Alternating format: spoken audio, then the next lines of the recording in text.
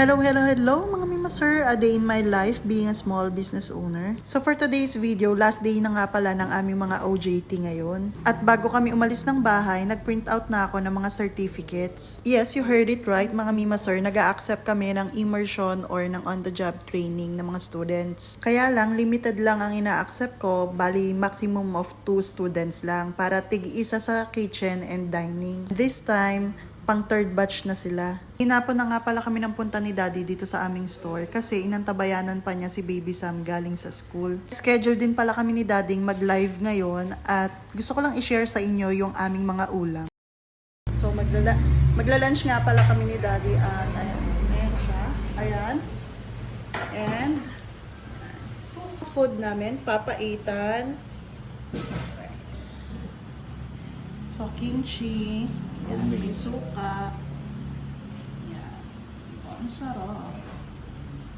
Tapos ito, meron din papaitan. Look. O, diba? Tapos may suka.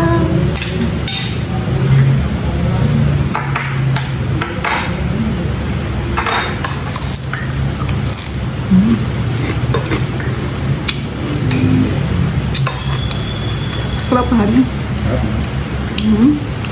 Sarap. Slide na. Ito, di ka... Naku mga Mima Sir, sobrang craving satisfied ako dito sa aming ulam na gourmet bulaklak. Lately kasi nangangasim ako, gusto ko lagi ng suka. Kaya ayan mga Mima Sir, damay-damay na tayo dito.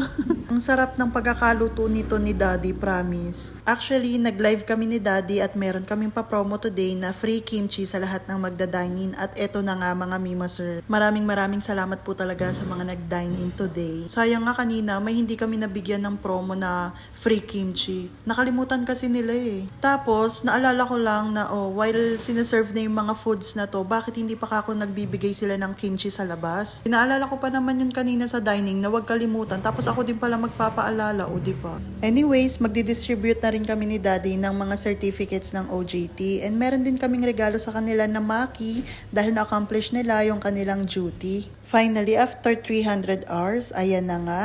Ito na yung pinakamasayang part, yung pagbigay ng mga certificates at ito yung aming munting regalo sa kanila.